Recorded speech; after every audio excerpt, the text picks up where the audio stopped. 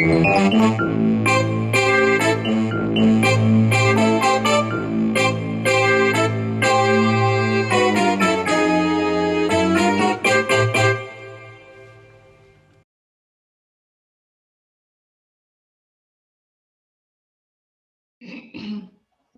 meeting is being recorded. There we go. We're being recorded. Hello, everybody, and welcome to the 145th edition of the Frank and Stan chat.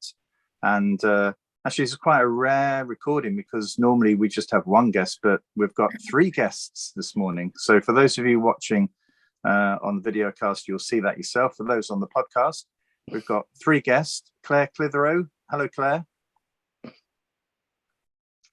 And we've got Maeve Birdsall.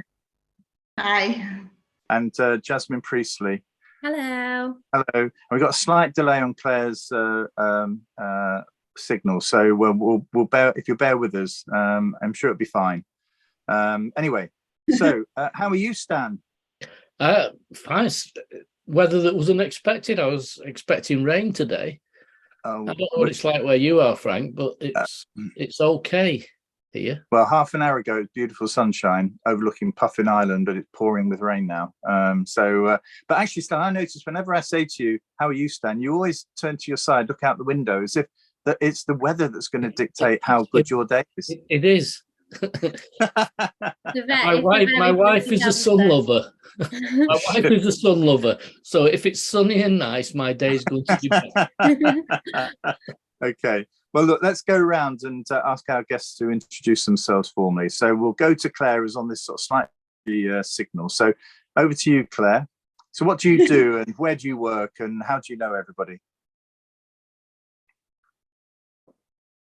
Right, I'm Claire Clithero. I work at Co-op Academy Oakwood in Leeds. I used to work with Jasmine and Maeve, who worked there at the same time. I'm the nursery teacher. I've been teaching about 20 years. Yeah. So have you been strongly influenced then by the Priestley and Birdsall sort of philosophy of education?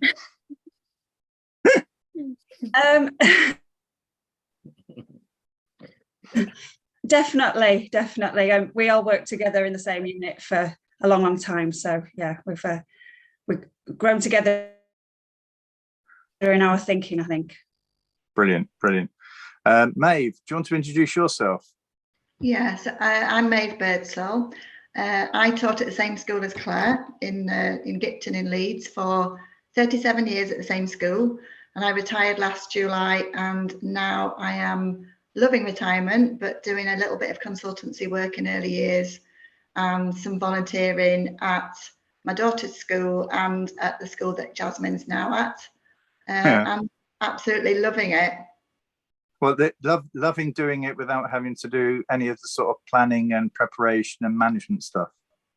Yeah, really. Just enjoying being with the children and engaging and interacting with them. Yeah, I love it. Come on, Jasmine, spill the beans. She still helps with the planning and resourcing and she's still there. Where are you now, Jasmine? Just explain what you're doing. So I worked at Oakwood with Claire and Maeve for 9 years. So this June I will have been a qualified teacher for 10 years, I realised. So I worked for 9 years at Oakwood, and then I've now moved on to a new school in Leeds, Manorwood, which is another early years unit, which works in a very similar way to the way we worked at Oakwood. It's very heavily inspired by the Reggio Emilia approach, taking the children's lead. It's a large unit where the children in nursery and reception are mixed together, which is really exciting for me. So yeah, I'm really enjoying that. Good. I mean, was Manorwood committed to Reggio Emilia in the same way, or were you brought in to sort of like make it more heavily sort of influenced by that? No, it was very committed in the same way. So the foundation stage leader, Maeve and Hilary know each other and they went to Reggio together. So, and I actually did my first teaching placement at the school. So it's really strange. I've gone like full circle. Oh dear. Right. But I have to say, it was always a great pleasure to visit you and your setting. When you walk down that corridor and you open those doors, it's as if you're walking into a secret garden. And I always remember that the effective way you used lighting to create an atmosphere. It's strange, isn't it? Because you used to have loads of people come and visit you. Claire, does that still go on in the settings that you're involved in? No, not in the same way. No, definitely not. I think the influence of Maeve and all her contacts really helped with that. Yeah. It's still a place to be. Yeah, I'm sure. Yeah, thank you. Well, it is breaking up a little bit there, Claire. So, but I think we got the gist of.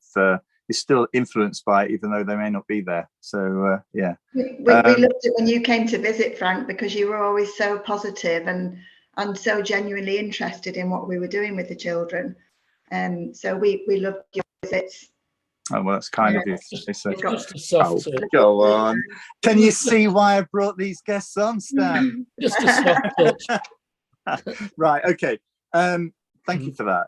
It's great. Anyway, Stan, what's caught your eye this week? Well, excuse me, I've just been looking at the stuff that's come out from the DFE on, I would call it mergers and acquisitions of MATs and their vision for various different education improvement areas. I think that's the right term. But I was looking particularly at one, which is where I am now, and the Ofsted information that they're using as part of this thing. And in the Ofsted information, this authority has got 18% of schools outstanding, which I would think was fairly high. Pretty good. 73% good, 4% requires improvement, and 4% inadequate, which I would say that doesn't sound like an authority that ought to be in an education improvement area. So either Ofsted are wrong, or the results don't match with Ofsted's findings. The outcome results. And what surprises me is there's no mention, and this is the link today, there's no mention of nurseries or early years providers and the Ofsted judgments with those. Yet it says that by the end, there's a lower percentage of a good level of development by the end of early years. But without having some data in about how many nurseries, how many schools have nurseries, how many private nurseries there are, it doesn't seem to make sense to me, that. Yeah, I've got to be careful because I chair the Blackpool PEIA, and I was really quite annoyed when I won't mention the actual publication, but a very well-known publication wrote an article about that paper. And anyone who's read it will notice that there across the north there are, I think, must be about 12 PEIA areas. And when I reviewed Blackpool's report, everywhere needs to improve. But looking at the report, I thought, well, actually, that compares reasonably favourably to all the other areas in the north that have been identified for one of these improvement areas. But the publication chose to put a picture of Blackpool Tower as the photograph to accompany the article, and quoted Blackpool as the first reference. You know, when I would have thought the real story is reading that paper and going through and picking out which area they felt was probably the most in need of support. But it's the same old, isn't it? You know, and when I contacted the journalist said, well, Blackpool Tower's an iconic image, you know, we like using that because everybody associates with it. And that's great in some respects, but bloody awful in other respects, because it's just the same old narrative, you know. And I think those that work, going on there, but those that work in really, you know, in challenging communities, you know, what we don't need is that sort of lazy journalism. You know, we need people that highlight the real issues, not the ones that they think are going to sell newspapers. Well, my worry with the whole of this, though, Frank, is that what we're doing is basically industrial economics, aren't we? We're trying to make these multi-academy trusts bigger and bigger so that they have some kind of savings, and in the same time losing the autonomy that was the whole thing that we sold academies on, so that there is no and it actually says, single multi-academy trusts are basically the target. They are, the acquisitions. And I just wonder, does an authority or does an area that's trying to come to terms with the fact it's not doing as well as it might need a complete reorganisation again of its schools? And the parents want their school to be again changed. Things like uniform, all that kind of stuff comes into it. I'm sorry, I'm having a rant now. I think if according to this, if there are 3 inadequate schools in an authority, put the money into those schools instead of trying to change the whole of the area in order to deal with it. All right, rant over.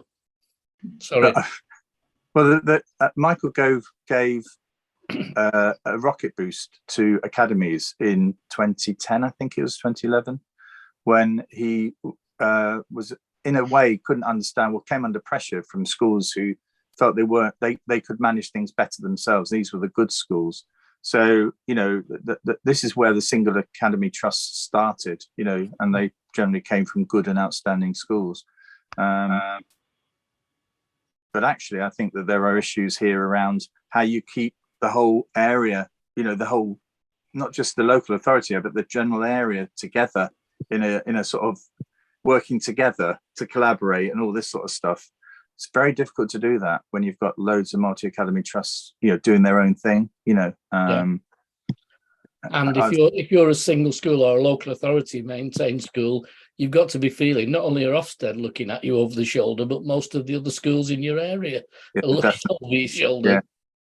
Hovering. Okay, Maeve, what's caught your eye this week?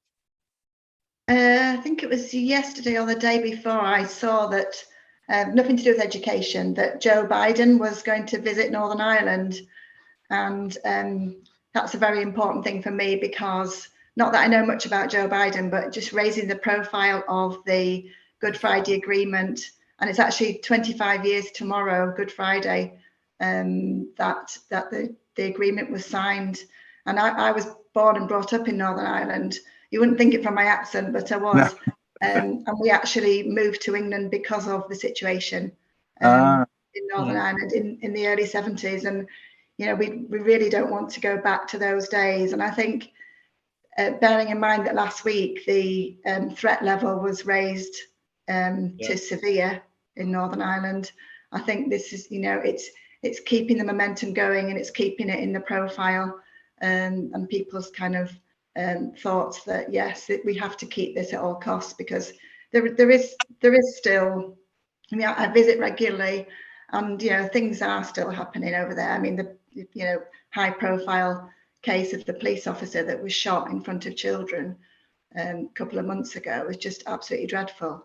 So I think that's a little glimmer of hope, and just keeping it in people's minds and raising the profile of it. So that was important for me.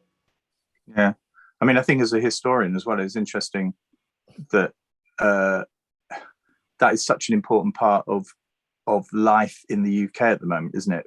Whether or not that's sort of our relationship with the EU, Brexit, all of that is involved in that. And it could be quite interesting to see how many of our teenagers, perhaps even studying history at GCSE, actually understand the importance of that agreement and what it actually means.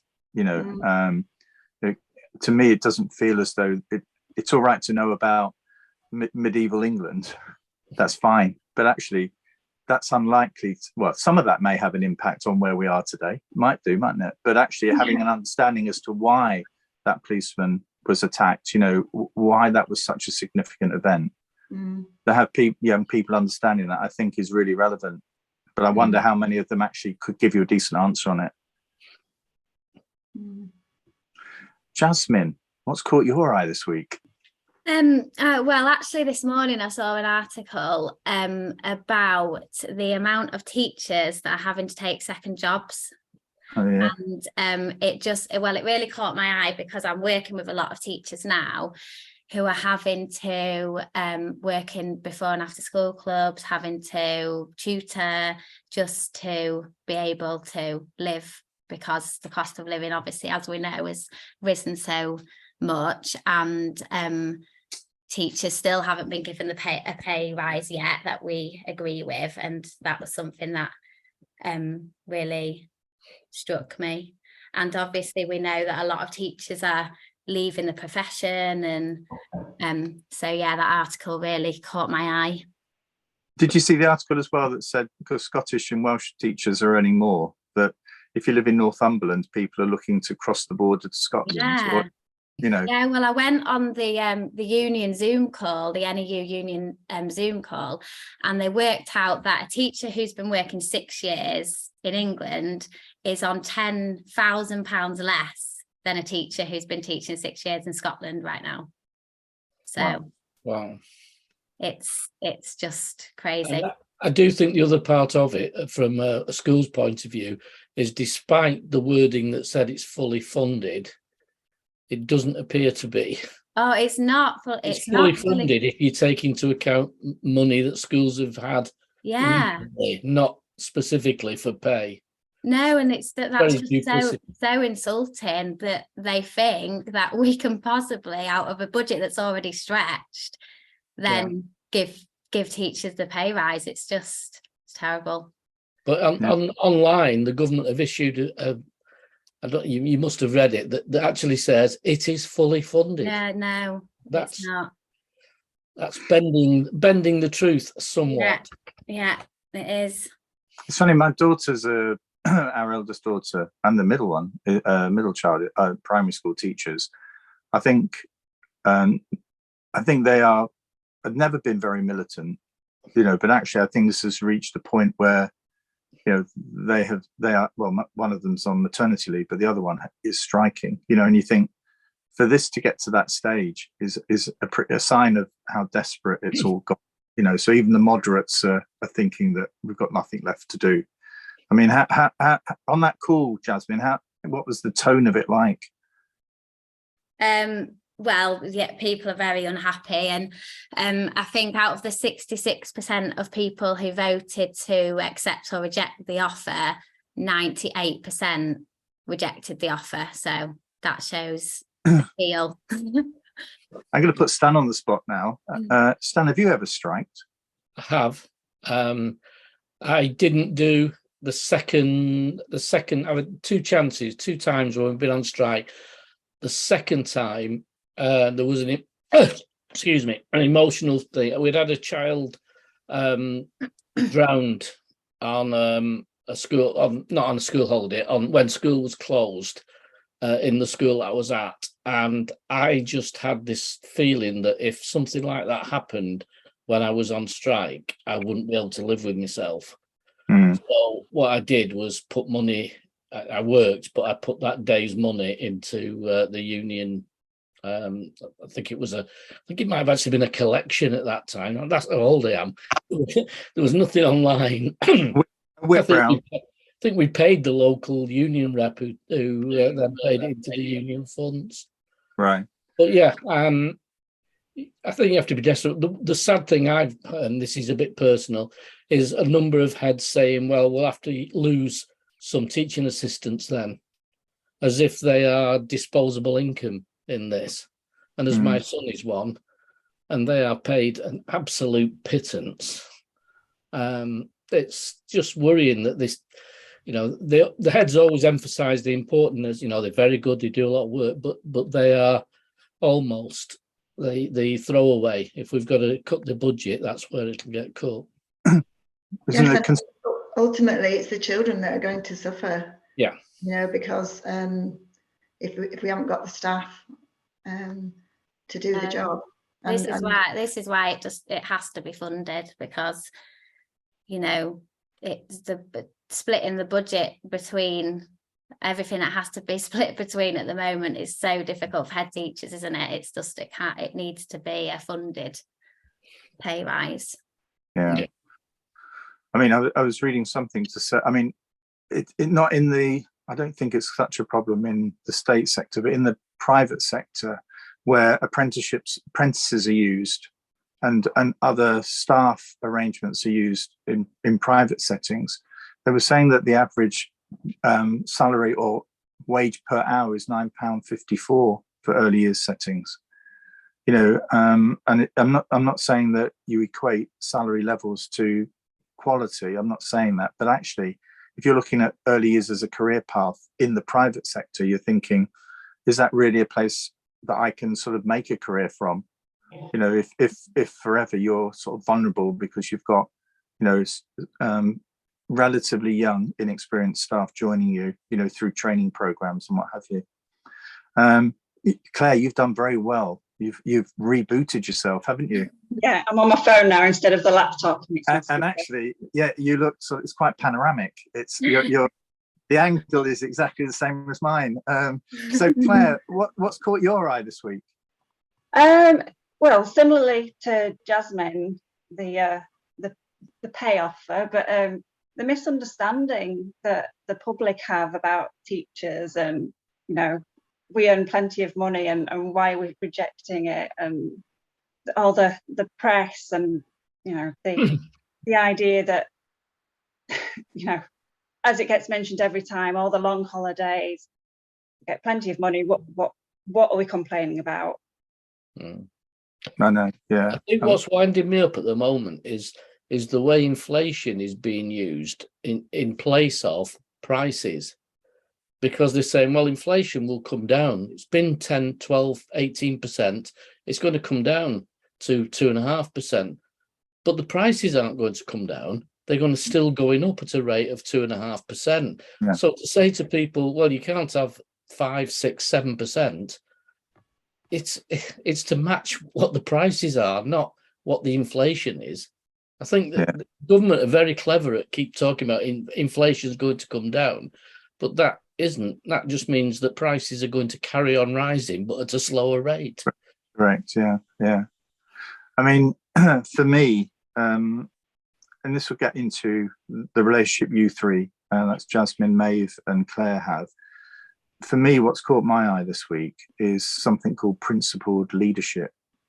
And I've got to be careful what I say here, but there is a story running through the newspapers. There's been a sting on an MP, and clearly, you know, that MP appears to have broken the rules or whatever. Has been set up, but he's gone along with it. You know, and in a way, there's something here about, you know, how do you get yourself into position after those sorts of events where you can sort of assert yourself in terms of your leadership, you know, because it feels as though the sort of contract you have with the staff that you lead, you know, there events can happen and we all make mistakes, but events can happen that actually break that bond that you have with the leaders. And how do you, as a leader, get yourself back into that position? Obviously, the thing you should do is not get yourself in that position in the first place, but people do make mistakes. But how is there a way in which you can get yourself back to a point where you can stand up in front of everybody and say, you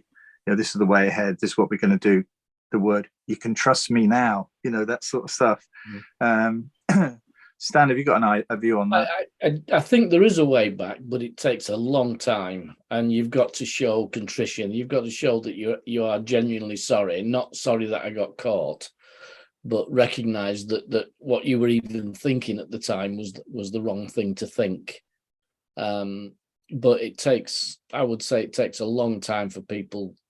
I don't think people ever forget that. They might forgive and say, right, you know, we'll back onto square one and we'll underwrite it all. But underneath the surface, the next slight error that you make, and it'll all come bouncing back, I think.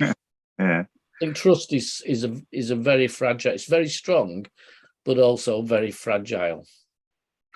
I mean, Maeve, you've been a leader like me for a reasonably long period of time. I mean, in terms of the principles that you had for leadership, you know, how did you demonstrate that in the work you did with your staff? What were you trying to get across?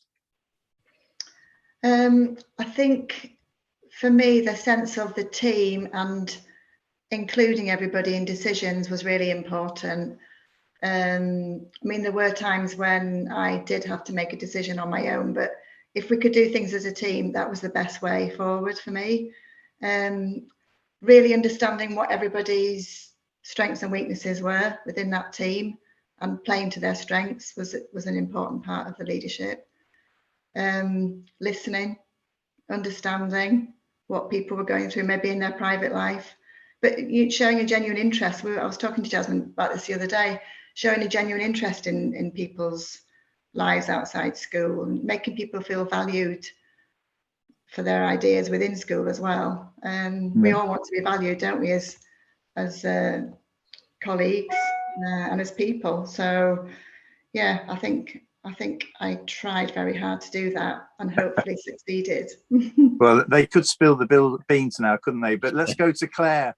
Claire, yeah, come on, Claire. What do you? How do you see? You know, what is principled leadership to you? You know, how do you demonstrate that to the people that you work with? As Maeve said, you know, it's about letting people know that you value what they're doing and that they're important to your decisions, and hopefully you are to theirs. So just that being valued is so important, particularly in school, because sometimes it can feel really like you're on your own and you know, am I doing the right thing? Is somebody just going to come in and tell me, no, this is wrong? You need somebody there that's, you know, your cheerleader, as it were, you know, really sort of encouraging you and motivating you. Can I bring it back then to your philosophy of education, your philosophy of early years? Bearing in mind what Claire's just said, it must be easier if you've got clarity about what you're all trying to achieve. You know, that we have shared this idea together. You know, you can see your place within it rather than you rubbing up against an uncertain sort of philosophy. You know what I mean? So that point there, Claire, about, well, somebody could come in and tell them doing it wrongly. You know, actually, if there's greater sharing of the ideas and what it all stands for, and other leaders are demonstrating it, it's easy to then get a feel for what it's meant to look like, isn't it? So in your settings then, when you were working together, you know, what were you trying to achieve? What were the fundamentals behind that early years setting? Who's going to go first? Jasmine, do you want to go first? Let's put you on the spot. Yeah, so I think that that is so important. You have to know what your ethos is and what you're about and what you, as a team, is your passion. And I think what Maeve said, but about trust and relationships, you know, that's with everyone. So, you know, the relationships with parents, the children, the staff team, was always crucial. Building trust, and that's building trust with the staff, but also building trust within the community, building trust with the children.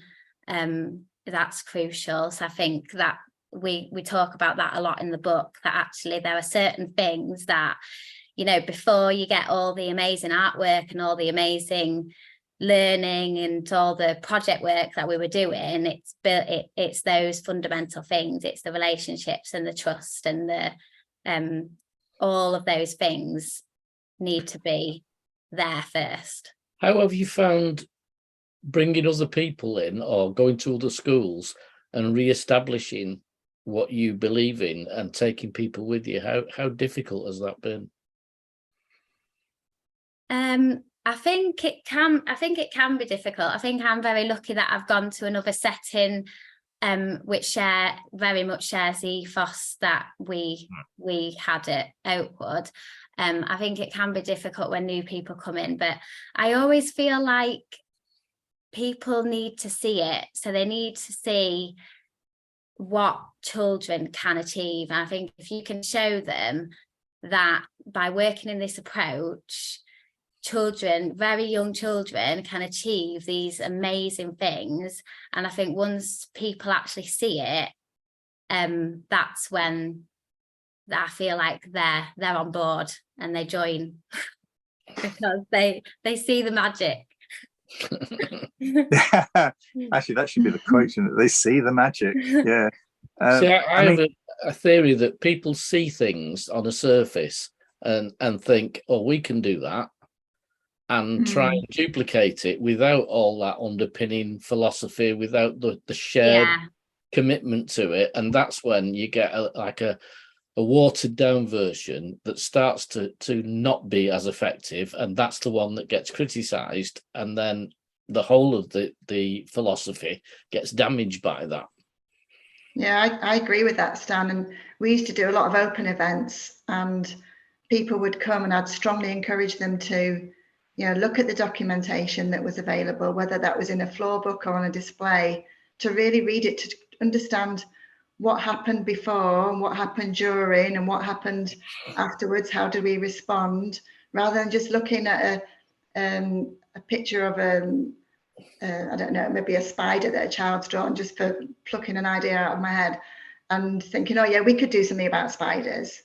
Well, there was a reason why we were doing work about spiders, and I think just encouraging people to really look at what we're doing and why we're doing it and what the impact of doing it in that way was. And I think quite often people came and just had a look around and, oh yeah, that's a good idea, we'll do that. Yeah. And it's building on sort of foundations of sand. And I think what people need to do is to really understand, and that's something that we did with our team, is to really concentrate on why we're doing this, why we're doing it in this way. We're not just, we used to sort of question ourselves quite a lot and reflect upon, well, why do we do so much observational artwork? And think about, well, why do we do it? And sort of brainstorm it together. Well, it has this impact, or it does this for these children. And I think that's important. Interesting you should mention sand. So I remember visiting you on one of those open evenings that you used to have, where people came from all over the north to your setting. And I remember a teacher saying, oh, but we've got a Victorian classroom and the windows are quite high.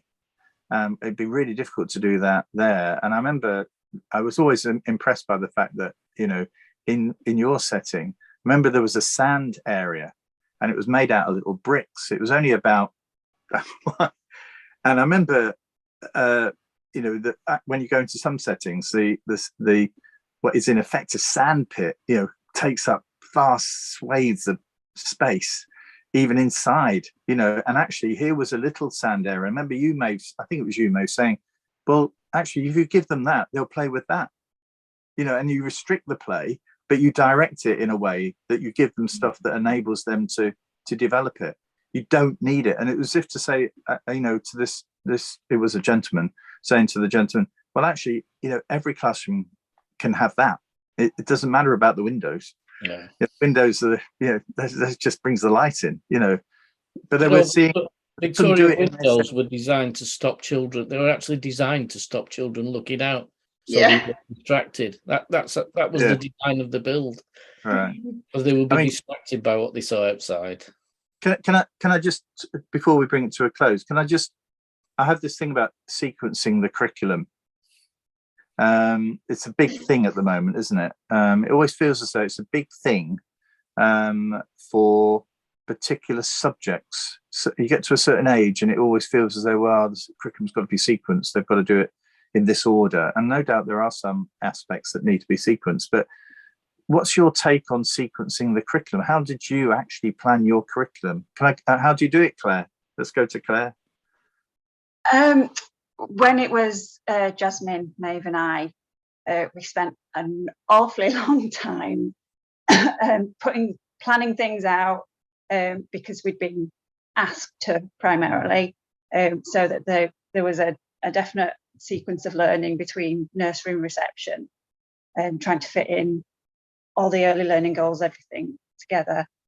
And how we did it was by thinking about what we already do, what we know about the children, and thinking, this is what happens. This isn't what we're forcing on them. This is what the children already are doing. So trying to turn it back if you will, rather than just sort of going with what somebody else is telling us that this is how it works. Yeah, like as if the children were walking down the road and you just wanted to avoid something, and you just gently nudge their arm and they move off to the side. Yeah, I mean, Maeve, I think the book, I don't know if you want to give it a plug, it's behind Stan's head there. There is another one, I think, as well. Yeah, there it is. But I think that's, look at that. Oh God, because I'm in this caravan, I don't have it here. I'm really sorry, but actually that book was summarizing your philosophy, wasn't it, or what you developed there? So in terms of thinking about the curriculum, how did you plan the curriculum? How do you sort that out? Well, as Claire said, we did think about the things that we already did. So, you know, as far as the seasons are concerned, for example, we would always introduce leaf printing to nursery children. In the spring, we would always look at daffodils and tulips, and there were certain things we found that we did do every year, and that was us giving the children those experiences. But what Rainbow Birds talks about is not that, but the curriculum that emerged from the children's interests. And again, a lot that is quite often misrepresented, because people think, oh, you're just giving children a free-for-all and they're just doing what they want. But it's very much, and if you read the book carefully, it's very much about what the child is interested in, or a group of children. And well, so what are we going to do? What are we going to provide, or what experience are we going to provide that's going to challenge their thinking, or make them think differently about that, or introduce a new skill at a time when it's relevant for them and meaningful for them. So I think kind of the curriculum that Claire was talking about, yes, we had to put it in place.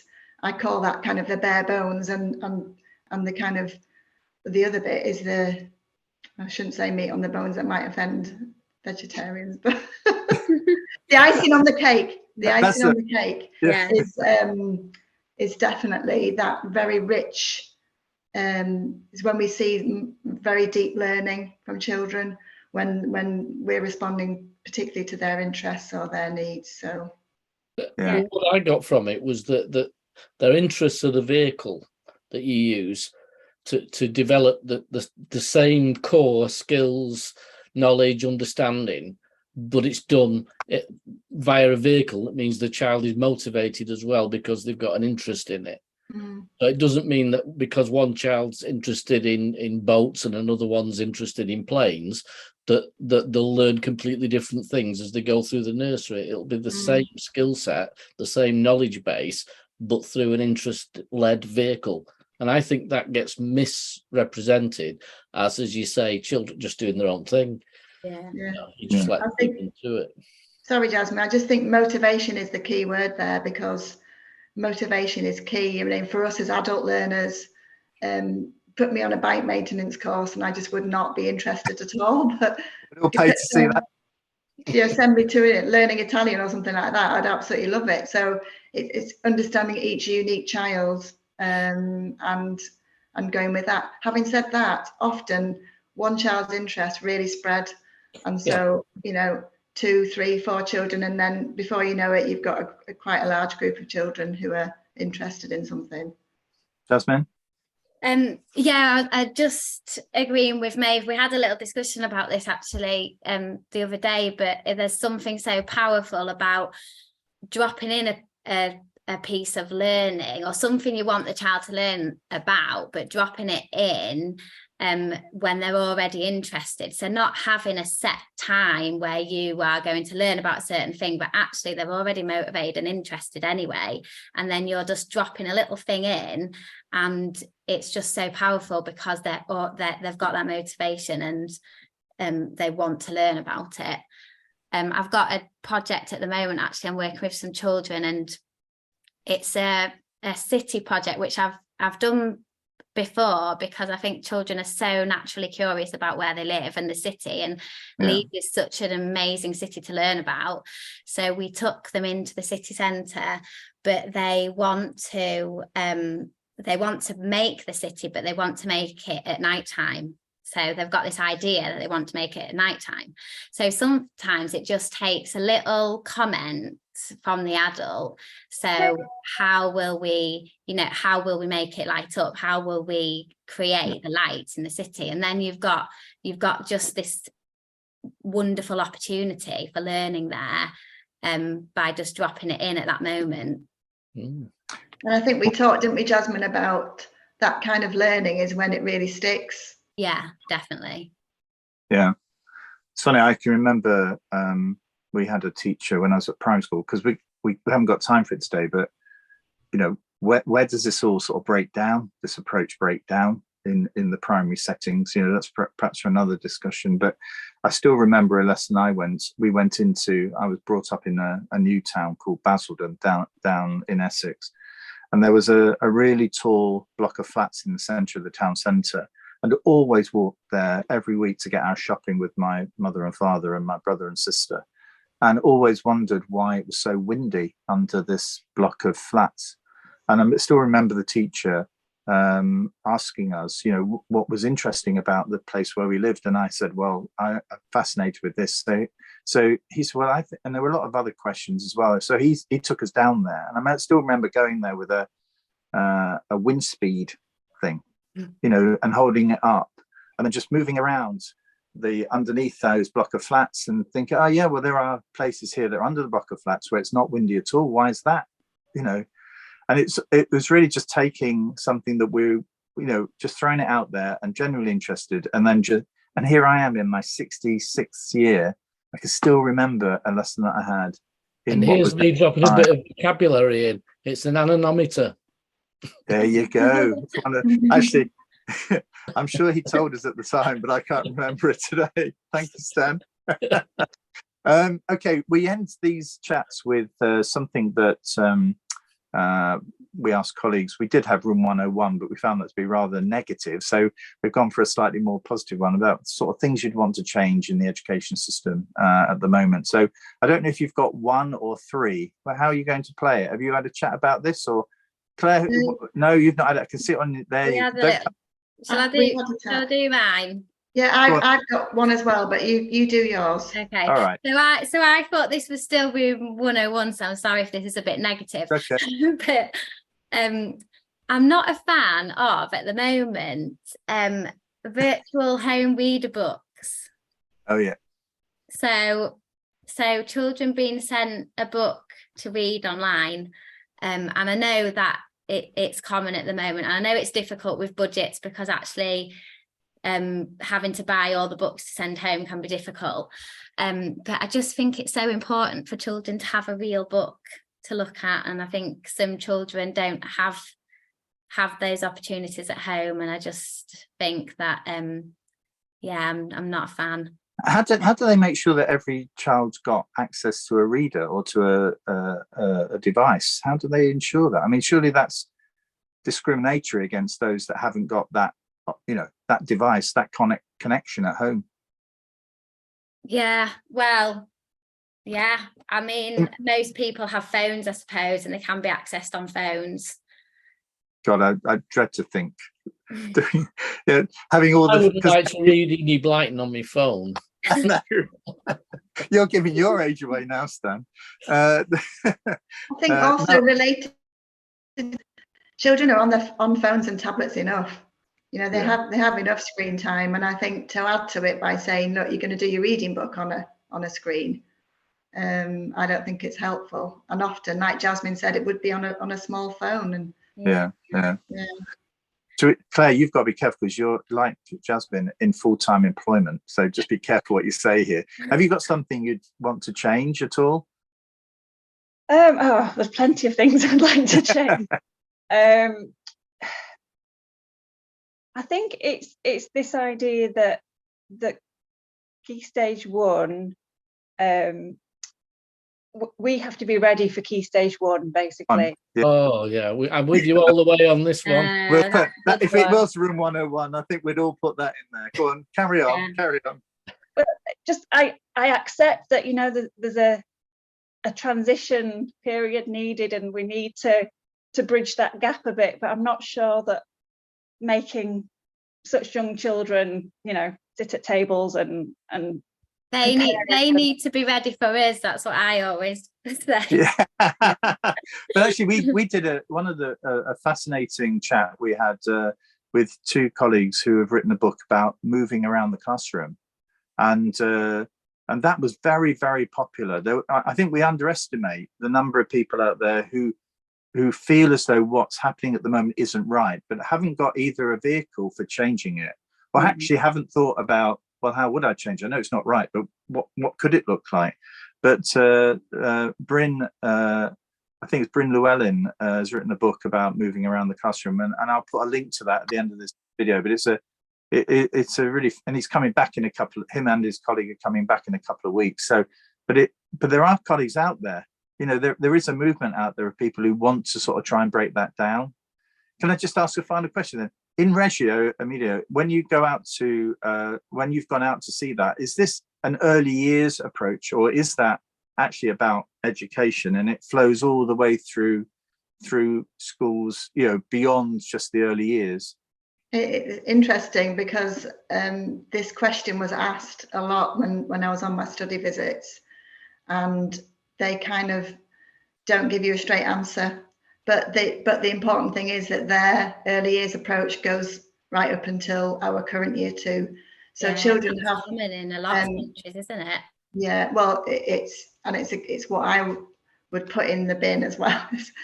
Too formal, too soon. I mean, there is no evidence to suggest that it's beneficial for children and that they learn any more effectively. But I think what we saw in Italy was children having that approach until they were, 6 going on 7.